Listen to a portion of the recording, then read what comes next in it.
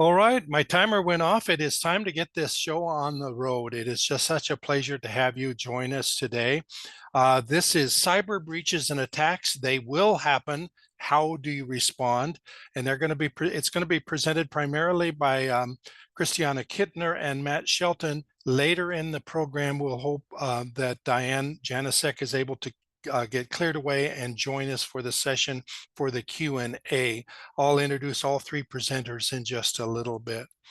Let's talk about the agenda that we'll be following today. And by the way, the session is being recorded. I will be sending a link to the recording to everybody who registered, as well as a link to the slides. I'm going to talk just a moment about Capital Technology University, give some housekeeping or session pointers. Then we'll get into the presentation itself with an introduction of the presenter and then the presentation. Following the presentation, we'll do a Q&A. Normally we'll talk about upcoming webinars. This is actually the last webinar of the season, so we won't really talk too much about that. And then how to get a copy of the recording slides and a certificate of attendance. As always, I look at the list of people who've joined us today, and that includes faculty and former students and alumni, current students, so you all know about Capital. But every time we do this, a few people are unfamiliar with our university, so I always like to go through a few things. We were established in 1927, which means in this decade, we will celebrate our 100th anniversary, one of the oldest technological institutes in the United States.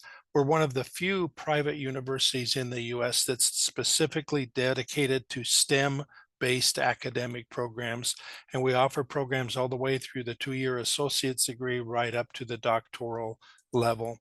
We're nonprofit, private, and accredited. These are each important terms. I want to just mention the accredited mostly. We are regionally accredited, which in the United States is the highest level of accreditation that any university or college can obtain. We're also authorized by the state of Maryland to offer all of our degrees. We offer a number of accredited degrees from the bachelor's, certificates, master's, and doctoral degrees in cybersecurity areas that we'll be discussing today.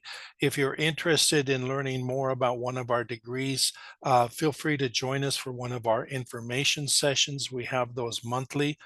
We have one coming up on Wednesday for the master's and Sunday for the doctoral and next Wednesday for the master's.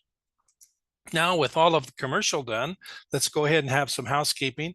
We'll answer questions at the conclusion of the presentation, but for those who have joined us in the past, you know that you should post your question at any time. If the presenter wants to stop and presenters want to stop and answer the question on the spot, that's fine. Otherwise, we'll circle back at the end and we'll catch all of the questions and answer just as many as time permits. I'm not activating microphones and webcams for the participants today, so the way that you need to communicate with us is through the text chat. A link to the recording and to the slides will be sent to everybody who's attending today and all registrants, and they'll also be available on our webpage. And I'll talk about this more at the end, but a participation certificate is available by request for both live session and on demand. And as many of you know, we have a lot of on-demand viewers that watch this. We have literally a worldwide audience, as you can see from the chat box.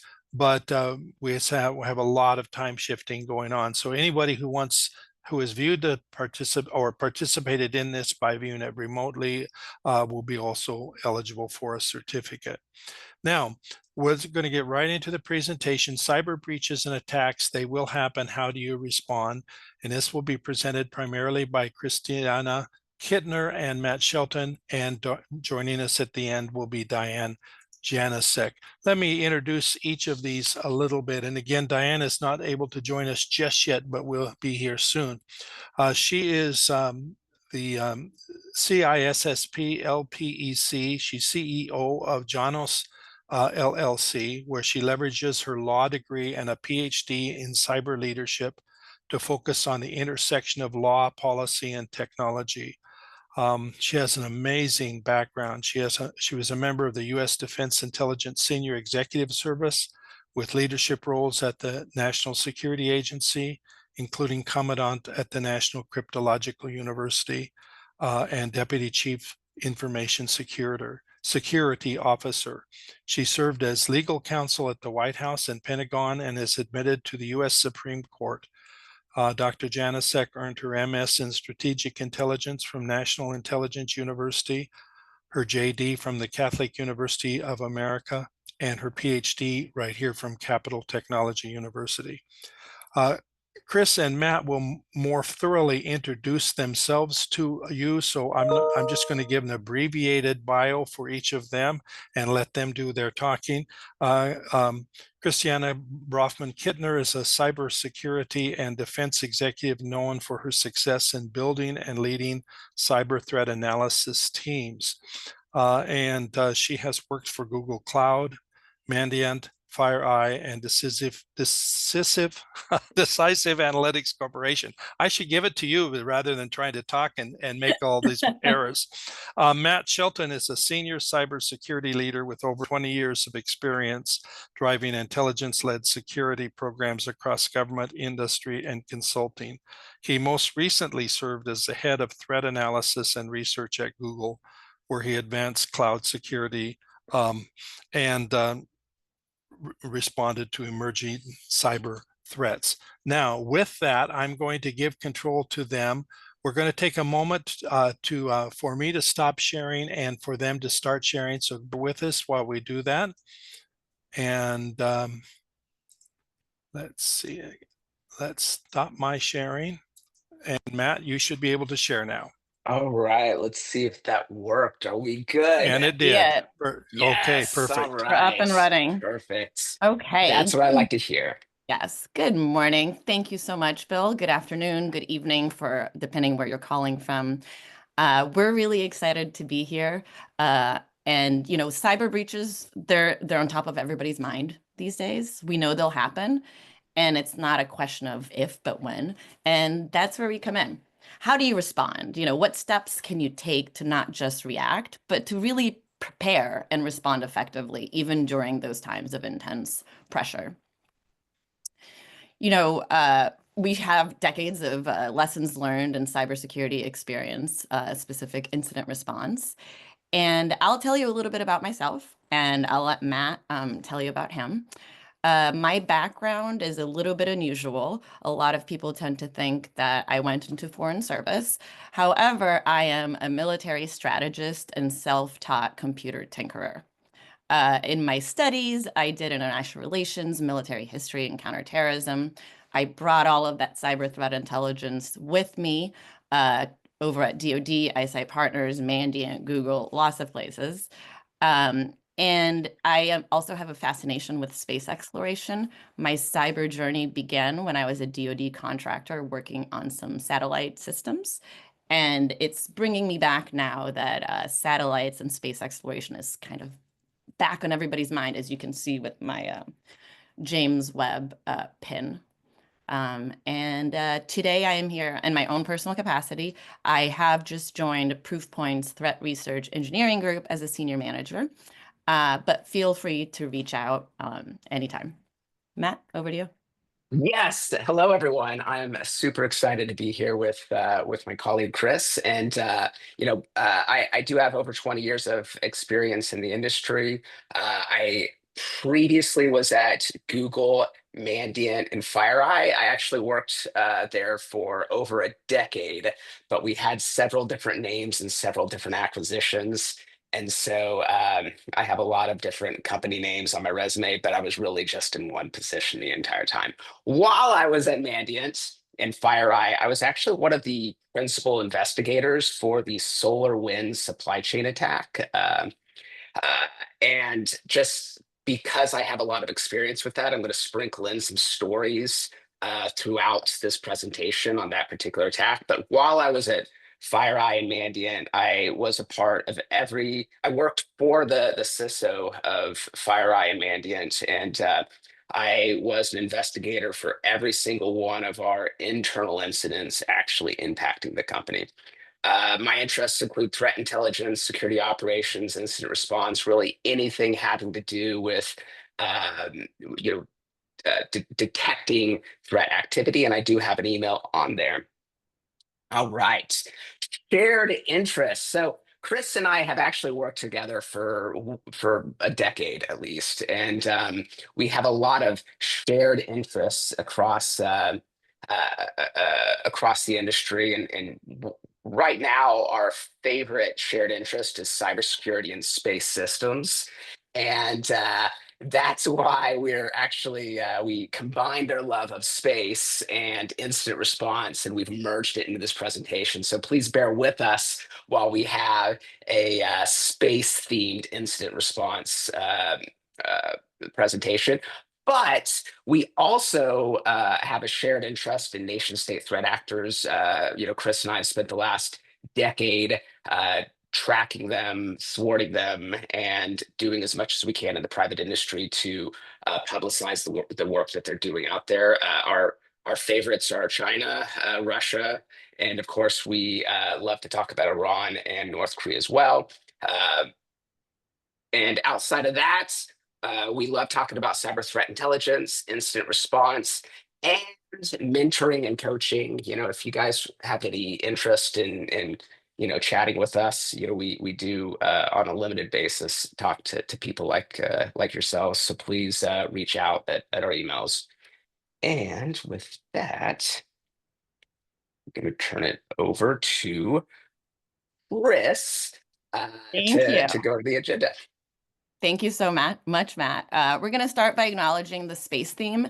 And given that cyber breaches are not just possible, but they're expected, we're going to start with T-8 mission reality check.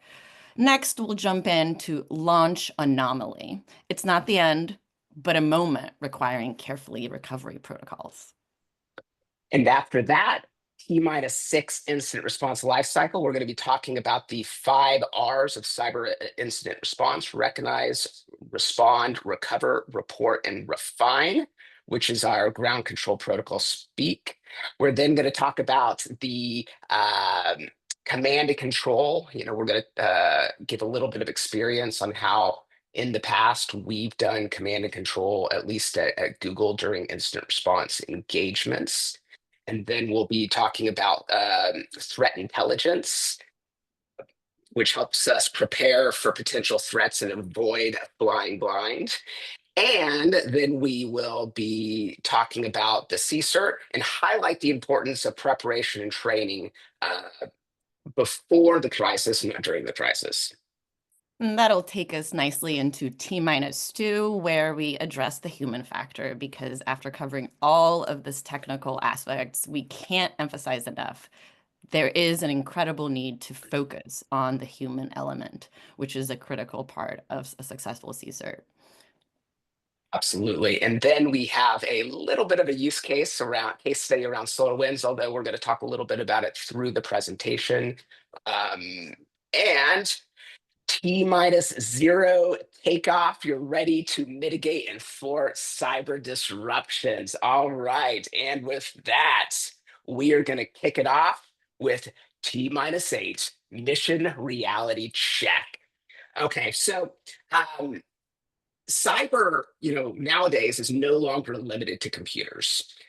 It is something that is deeply embedded in all of the world and all the systems that we have. And so now when we talk about the mission related to cyber, it is not just, can we send emails? Can we, do our spreadsheets, et cetera, but actually, how do we make the world go round? And in addition to that, now that we have this much larger attack surface, every system is vulnerable, and breach prevention is necessary, but it's not sufficient for today's threats. So that's why we have to plan for attacks and approach these cyber incidents in a calm, disciplined, and prepared way, much like astronauts handle unexpected events during a mission. I love this quote up here from Chris Hadfield, who said, "There is no problem so bad that you can't make it worse." And what we love to think about with that is that really emphasizes a measured approach to incident response. Thank you, Matt. With Chris Hadfield's comment in mind, I'm going to take us back to an incident from 2017.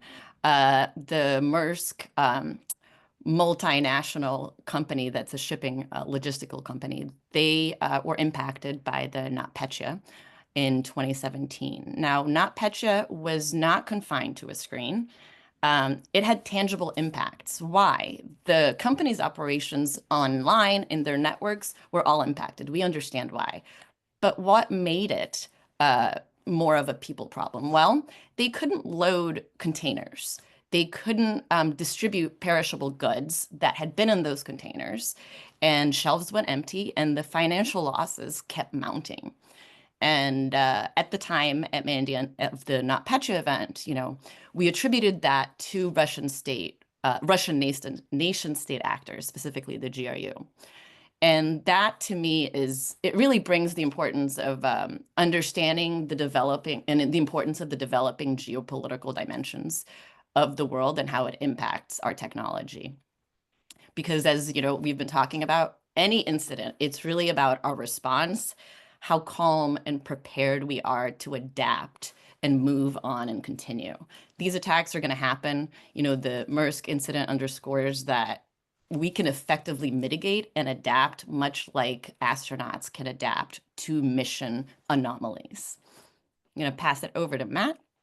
Absolutely. And with the NotPetya attack, when that actually got real for me was when I got an email from my vet saying that due to a cyber event, I was unable to get my cat's prescription cat food in a timely manner. And I thought, wow, this stuff that actually affects Yeah, my and that's real life and awful my about cat's your life. cat. It's very sad about the cat. I couldn't get medications for both my children for 2 months. So again, it's real. Yes, well, uh, yes, my cat's very important to me, Chris. So, all right. So, another just real quick example that I wanted to talk about was the Viasat incident that happened during the Russian invasion of Ukraine. And if anyone remembers that, that was a pre-placed cyber attack where a Russian state actor was able to exploit a VPN on the perimeter using a vulnerability and get into Viasat. And then they dropped a piece of wiper malware that destroys a computer and was able to destroy the software on the modems that connected the ground station up to the satellites, effectively disrupting communications for a period. So what we're seeing is not only are these cyber attacks affecting global shipping and our economy, but they're also being used as a precursor for wars. And what is so great about I think the Viasat incident is that Viasat did have a plan in place, and there was a very minimal disruption of that service. But that's because of the hard work that happened ahead of time to prepare themselves.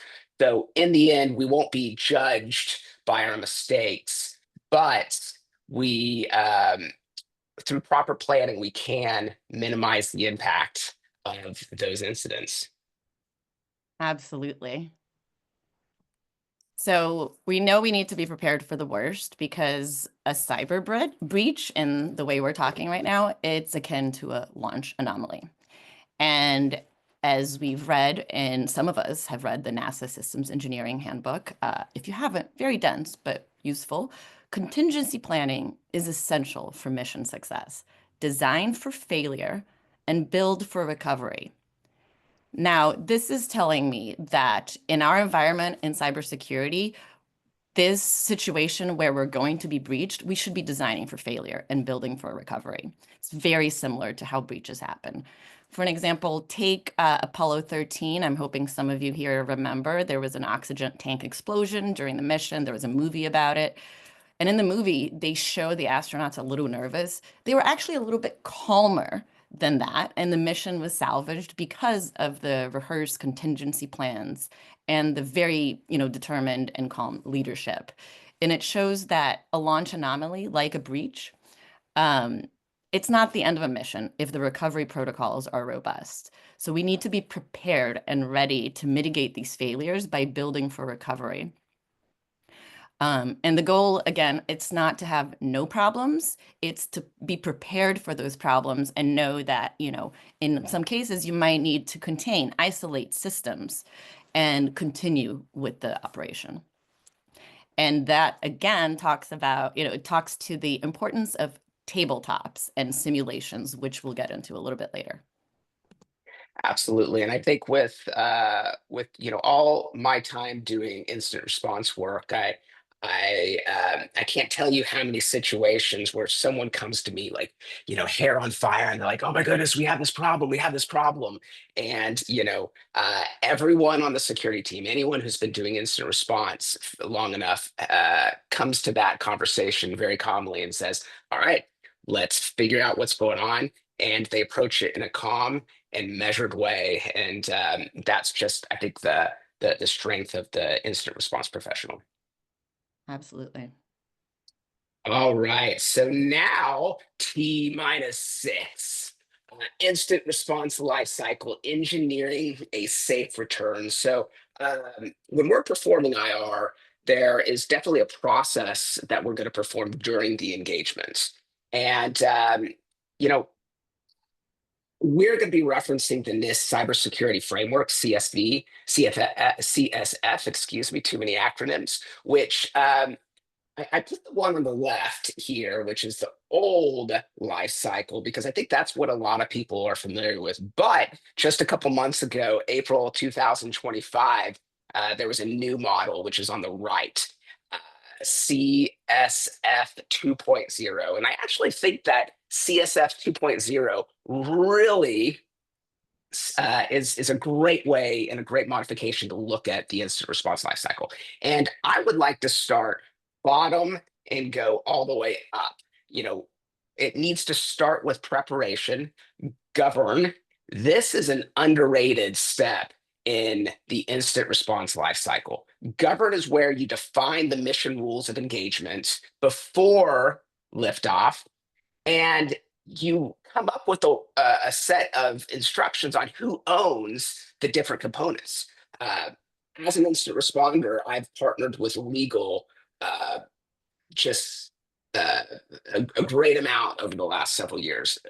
For all those who are doing incident response, you need to find a person over in the legal team and become their best friend, because this is really who you're going to work a lot with. But you're also establishing communications. You're talking about CISO. You're coming up with things like out of band communication.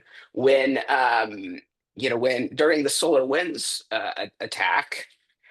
I don't know how many people remember it, but there was a component of it called the Golden SAML attack, which is where the threat actor, the Russians, APT-29, which we did not know at the time, but we knew later, APT-29 had access to all of FireEye's email, and that was a very public statement. And so, Can you repeat what that was?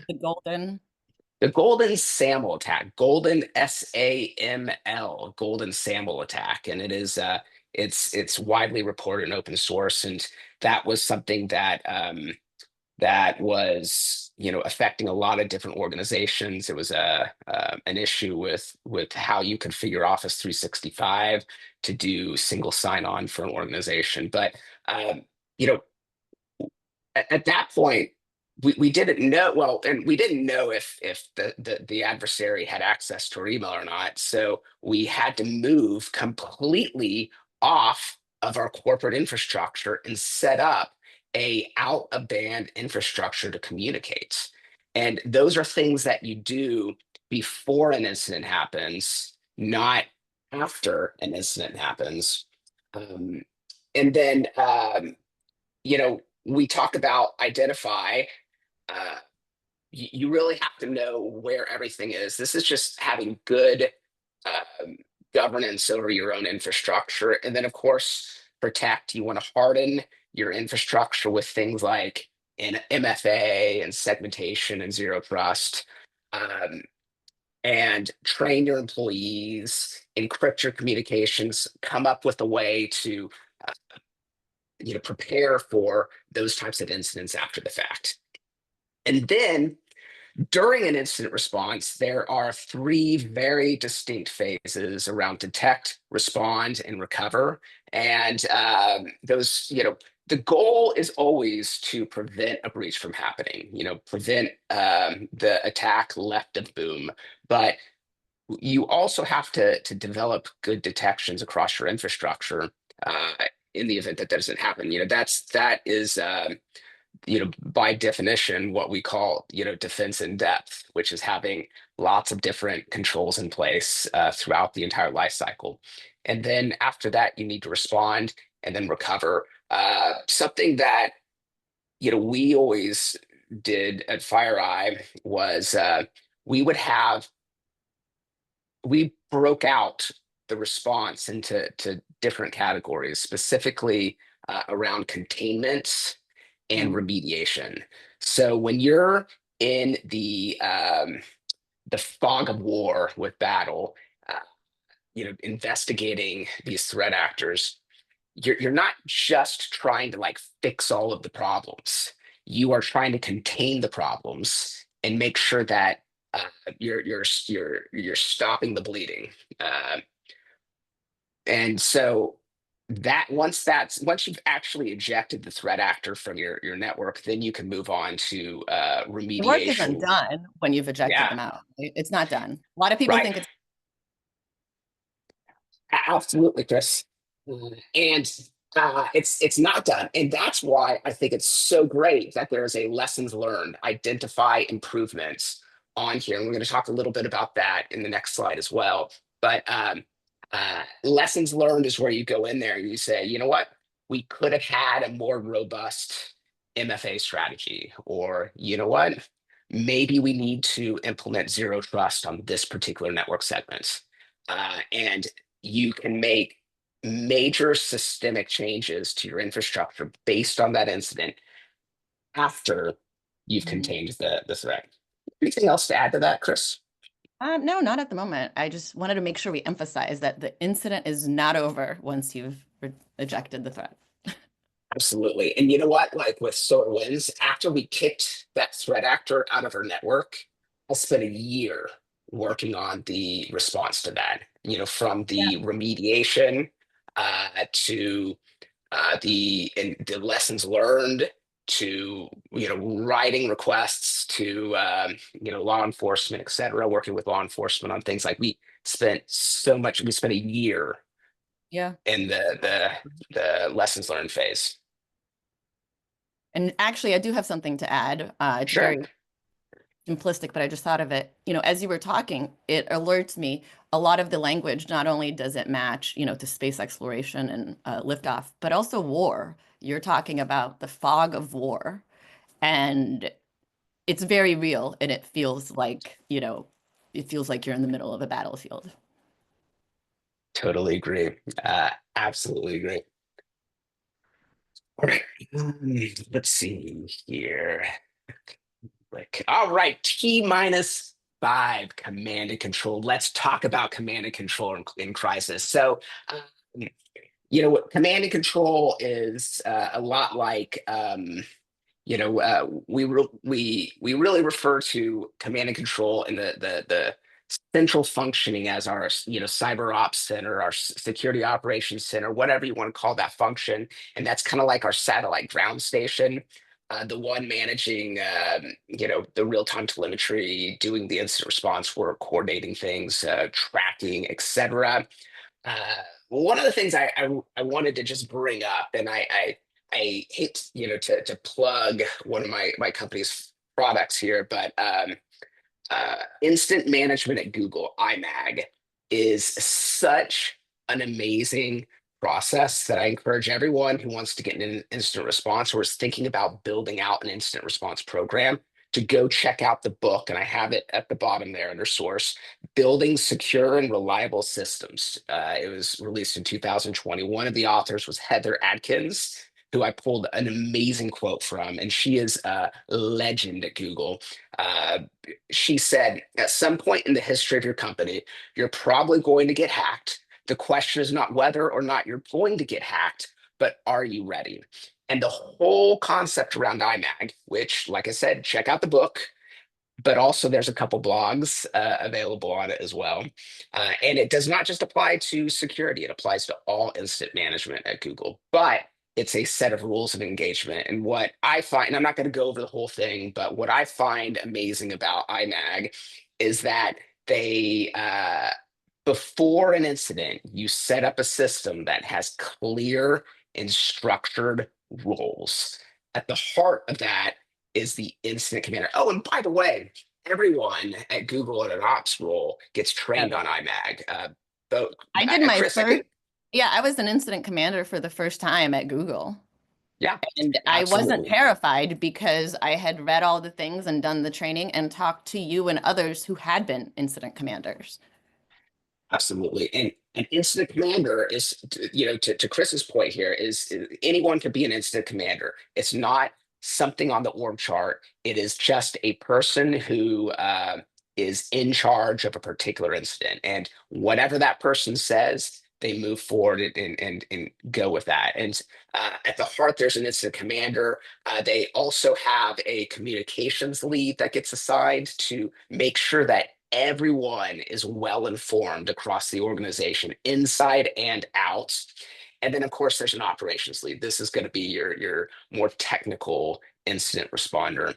Um, Another thing to point out about IMAG is it is playbook driven. So throughout your time at Google working things, you're always creating playbooks on what would happen if a particular scenario were to happen. And so whenever that scenario happens, we just pull out the playbook, figure out how it needs to be updated, and move forward with it. But what's great about this approach is that we have a playbook for whenever something happens. So we're not just like making it up as we go.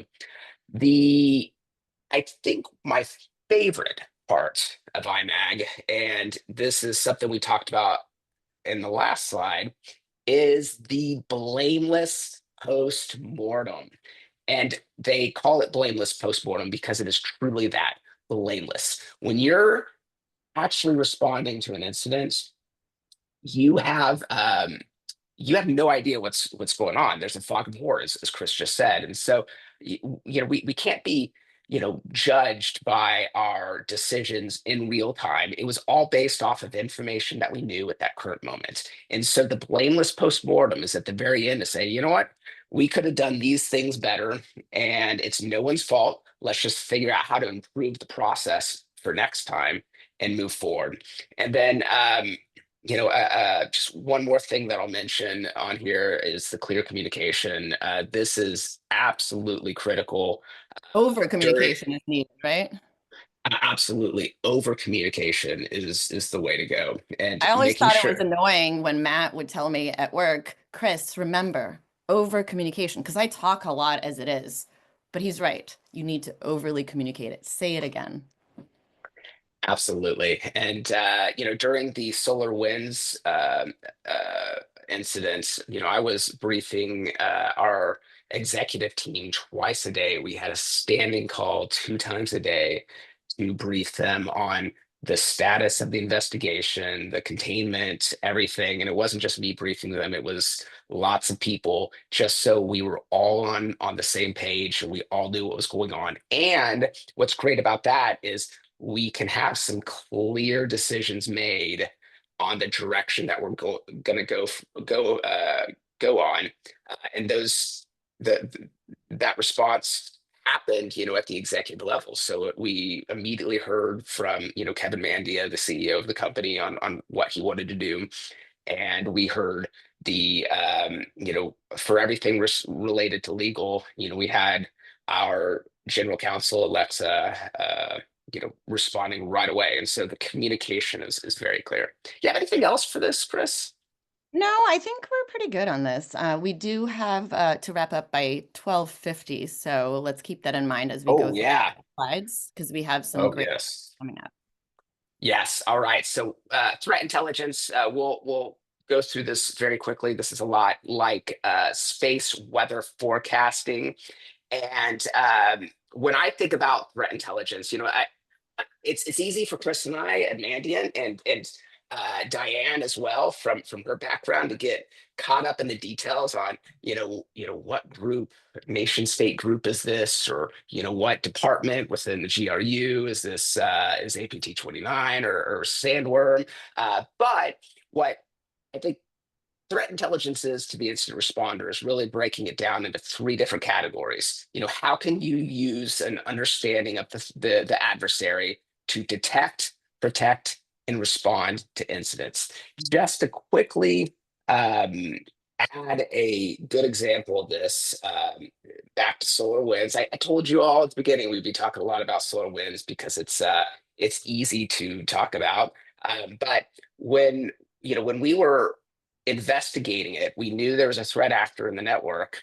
And at one point, we knew that that threat actor was connecting into our infrastructure from a certain set of IP addresses. And at one point, we saw the threat actor in the network stealing something. And we had to make a decision on whether or not um, to stop that activity from happening, knowing that they would change those IP addresses and we'd lose all visibility into what they were doing, or do we let them just continue on with it?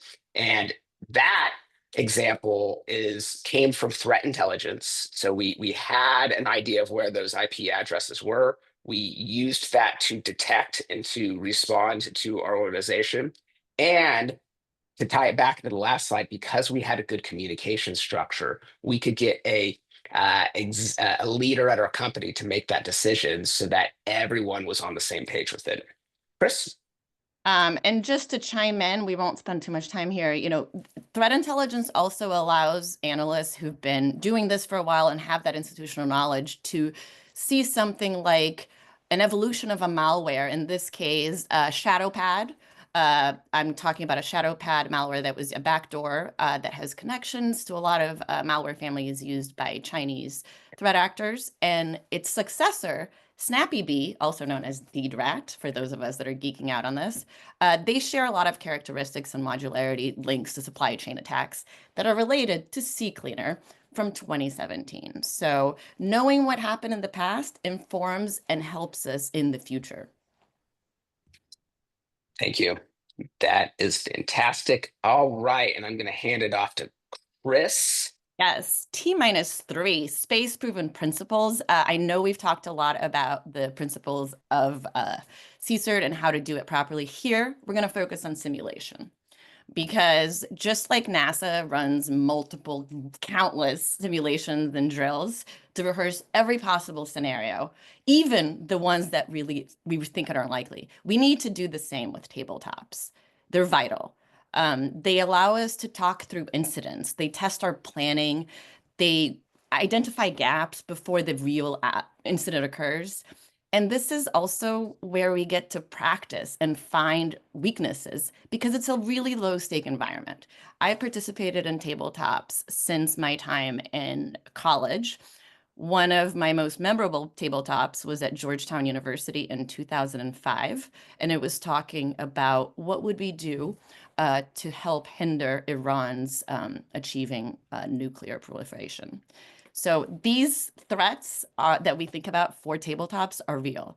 They allow people to build rapport and establish that sort of human connection, the human factor that allows us to have psychological safety that will make everybody feel like, yes, they can speak up, even if what they're saying may sound really silly. It might be the answer.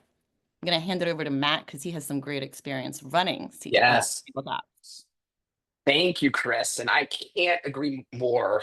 Tabletops are absolutely critical to the preparation for all these incidents. And while at FireEye and Mandiant, I was very fortunate because we had a culture where tabletops were uh, encouraged. And so these tabletops, we would have them at all different levels. We would have the tabletops for incident responders, and we'd pick a scenario and we'd go through it. we had a tabletop that comes to mind right now is we had a tabletop with our executive team, and with tabletops for executive audiences, you always have to schedule them to be much shorter than for your technical audience. But it is wonderful getting together with the executive team and saying, things like, well, what happens if, we have this tabletop, we'll go through it, and each one of the executives can think through what their strategy would be. For example, your general counsel might sit around and say, like, the question might be, when do we engage external counsel for uh, this particular event? When do we engage law enforcement for this type of event? And just come up with a plan ahead of time so everyone's thinking about it. Um, you know, uh, with with incidents, I always I have a joke that I love telling everyone, and that is incident responders and security professionals declare incidents, and lawyers declare breaches. And so having um, that relationship with your general counsel and with the legal team is absolutely critical to partner with them so that you have the most effective and timely response to an incident. And with that, Chris, anything else? No, we can move on to T-2. All Okay. right. T-2 is the human factor. So psychological safety was actually coined by an organizational business academic out of Harvard, Amy Edmondson. And it leverages, and I'm not a psychologist here, but have done some research, it leverages Maslow's basic pyramid of needs to inform 5 key elements of psychological safety that make an effective team. The work had a lot of data-driven research and observations of multiple teams, and it really noticed these 5 elements. So, imagine a team where everyone feels comfortable, where everyone from the junior, from the intern to the C-suite and the VP, they are talking and going back and forth, admitting mistakes without fear, asking and, demanding more questions and answers. And truth is, people at all levels feel that way, even the ones you don't think are feeling that way. As leaders, we need to cultivate an environment where honesty and candor and maybe being wrong is okay, because being vulnerable shouldn't be seen as a sign of weakness, but actually a sign of courage. When team members know that their contributions are valued, whether they're right or wrong, and their opinions are respected, they're more likely to keep sharing.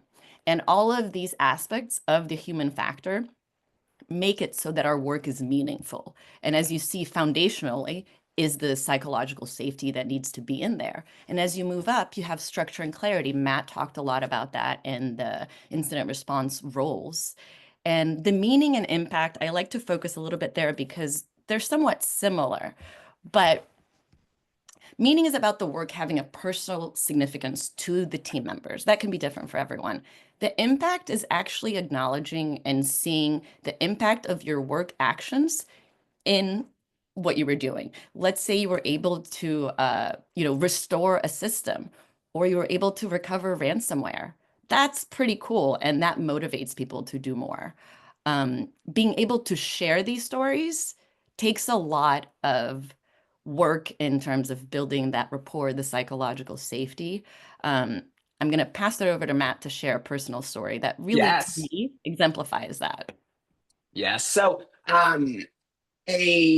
last fall, actually, at a conference I was at, I heard the CISO of the United uh, Health group. Healthcare Group, Health Group, yes, United Health Group, speak at a conference. And if for those who remember, they had a pretty major breach last year, and it shut down critical infrastructure in the healthcare space for a time period. And one of the things that the CISO that really stood out to me about the CISO is for these long-term sustained instant response engagements, you have to remember that life goes on for your people. You still have birthdays. You still have to get your kids to school.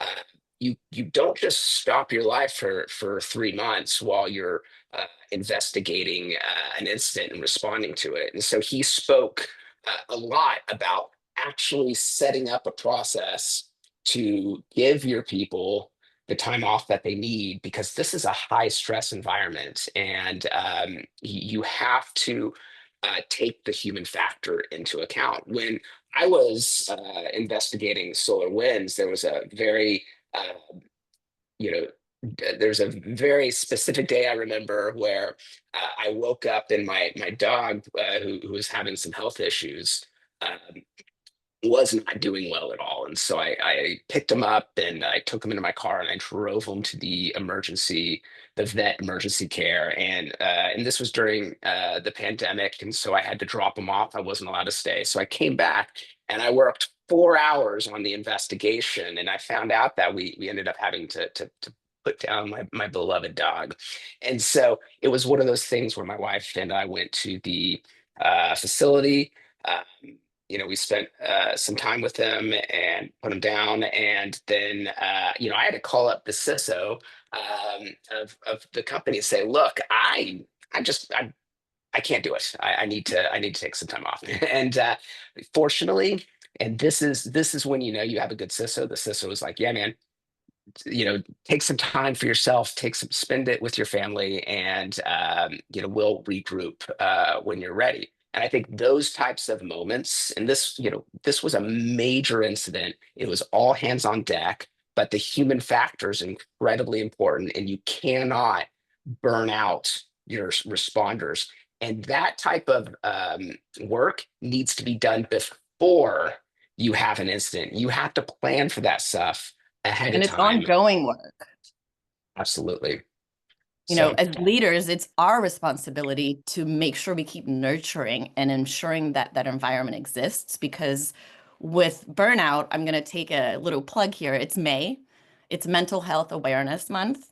So I think it's a really good time to consider the fact that our people are going to burn out. Let's put things in place to make sure we don't have to call the emergency room on one of our colleagues. Matt and I have both been in situations where it's been really scary, and psychological safety and well-being would have made a difference and led to more resilient people in a team.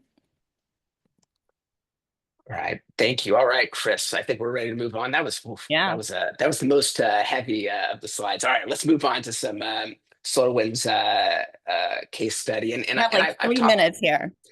All right. Well, I'm going to blow through this. I'm just the key things I want everyone to remember with an incident response engagement is it's easy to look back at this incident and think about all that happened. Major supply chain attack, piece of malware called Solar. Probably should have read up on it. I'm forgetting the name.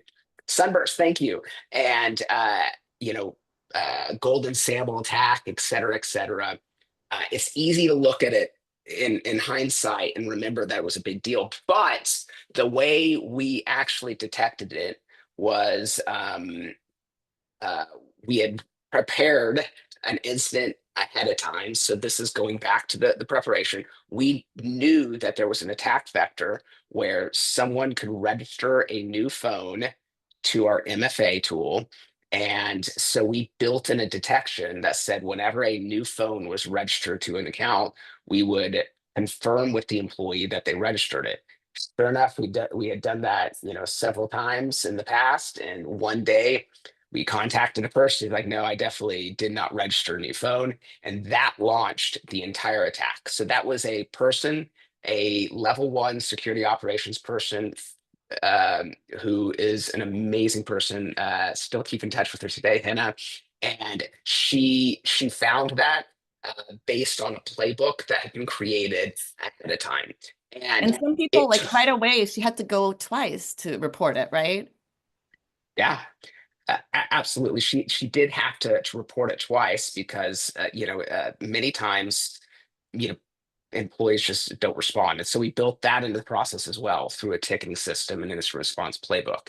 And so it took us over a month to actually come to the conclusion that everyone here sees. We saw little things throughout the entire process that were completely unrelated, and now in hindsight we're able to connect it. So you want to build lots of detective controls. You want to do your investigation. You want to take every single thread you can pull and pull it, and uh, uh, bring it all together in the end.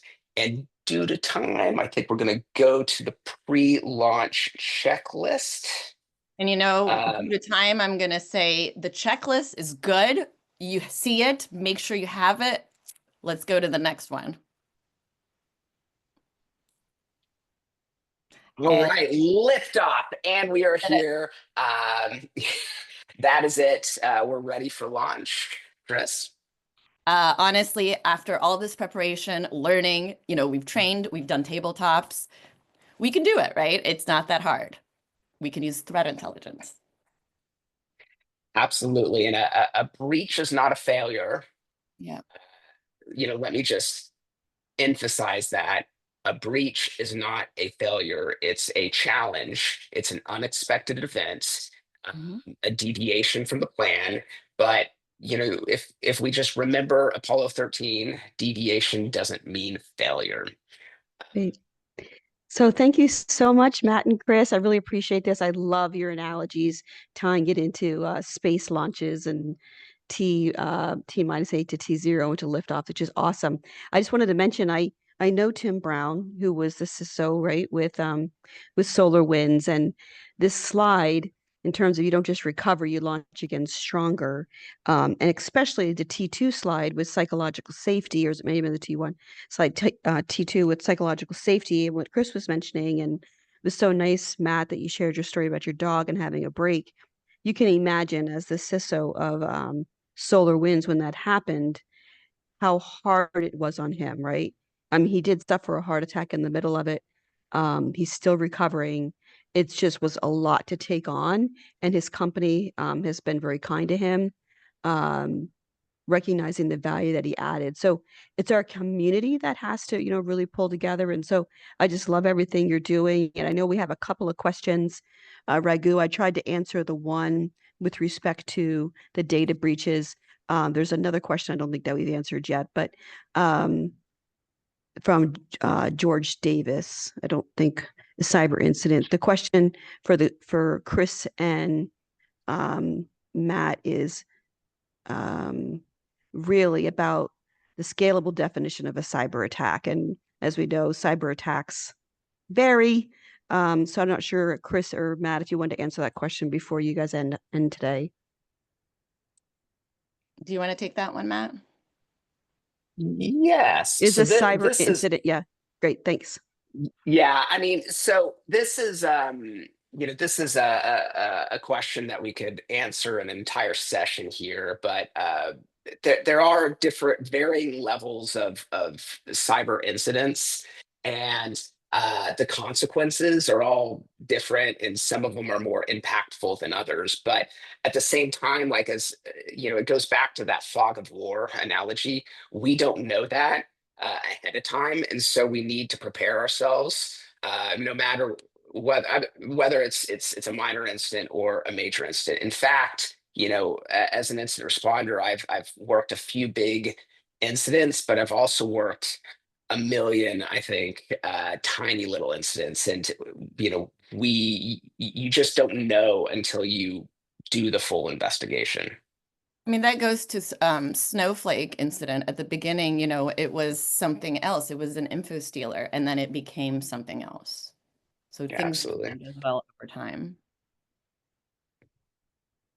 Well, I want to thank Chris and Matt and Bill. Bill, thank you for the opportunity for us to present at Capital Tech through your series. I'm a big fan of Capital Tech, as Bill probably told you, being an alumnus from that school, and really appreciate the value that they have. They even have a PhD in space security, if you're interested in space security, multiple PhD programs. So Matt and Chris, you guys make a dynamic duo in terms of how you guys, your careers have kind of paralleled each other, and you've really learned from each other and shared a lot with us today. So really appreciate it. And to everyone on the call, thank you for taking the time. We know your time is valuable, and we just really appreciate being part of this community, which we have I think our cyber community is different. We like to be collaborative. We like to help each other. it's not a gotcha environment. So thank you for, being part of this team, because you really are making a difference. So I'll turn it over to you, Bill.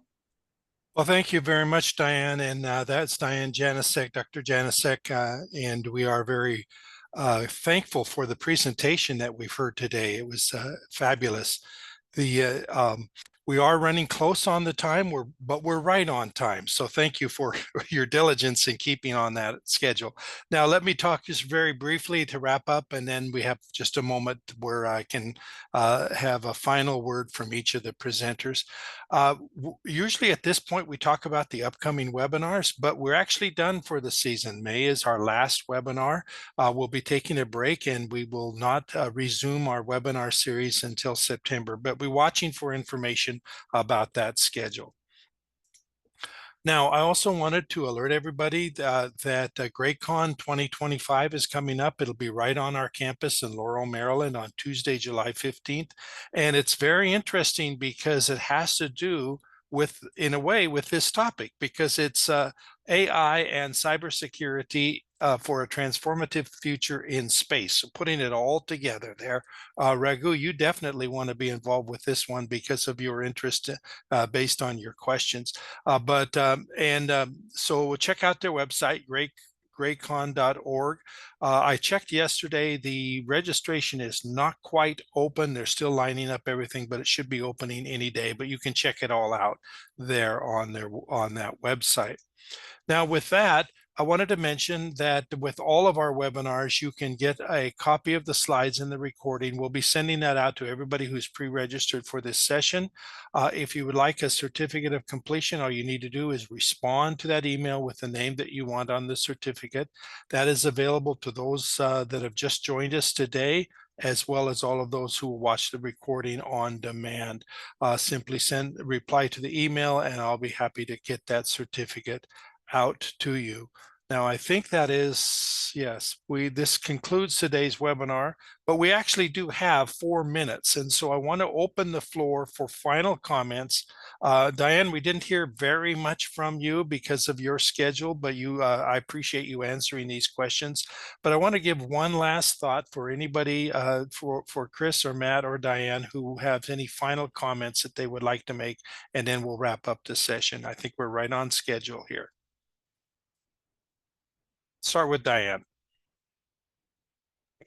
Well, I really appreciate how they did the session, the breaking down the different slideshows. So that was great. I just really think that we know now that criminals think differently, and most of the time on cyber breaches, there's different types of reasons why they do it. But the most one that we should be concerned about is obviously nation state attacks, as well as just the criminals just wanting to make a buck. And so they don't have any rules, right? They don't have any stakeholders. They don't have to worry about privacy or data rights. So the fact that we're, in the United States, that we care about that, it slows us down, but we have to be faster than them. So thank you for thinking about this and, really coming together. So I'll turn it over to Chris. I'm just going to highlight again what we had on our last slide, which is, you don't just recover, you launch again, stronger. That's what I've learned so far. Matt? Yeah, and I totally agree with Chris as well. One thing I'd just like to throw out there that the cybersecurity landscape, the threat landscape is dynamic. These threats change all the time, so you have to constantly improve. I think that with when Chris and I, while at Google, we worked on AI security, specifically how threat actors are using AI to target their victims. And right now there's a lot of buzz around vibe coding. But I think what we saw, Chris, at Google is that there's a new concept called that I'm totally making up, called vibe hacking. And I think we're going to see the bar for threat actors actually lower as they're able to use AI to ask for what is the latest vulnerability for this particular device, et cetera. And so we got to stay on top of this. We got to prepare, and practice and get through it together. lean on these types of communities as well. Absolutely. What a perfect answer. All three of your answers were perfect. Thank you so much, everyone, for joining us. We will stop right there. We're right at the top of the hour. This has been a delightful session. I love the interplay between the presenters and how it has all worked out together. I wish you all a great summer, and we'll see you again in September. And with that, we'll go ahead and stop the session and look for that email from me later this afternoon. Thanks again, presenters. Thank you so much.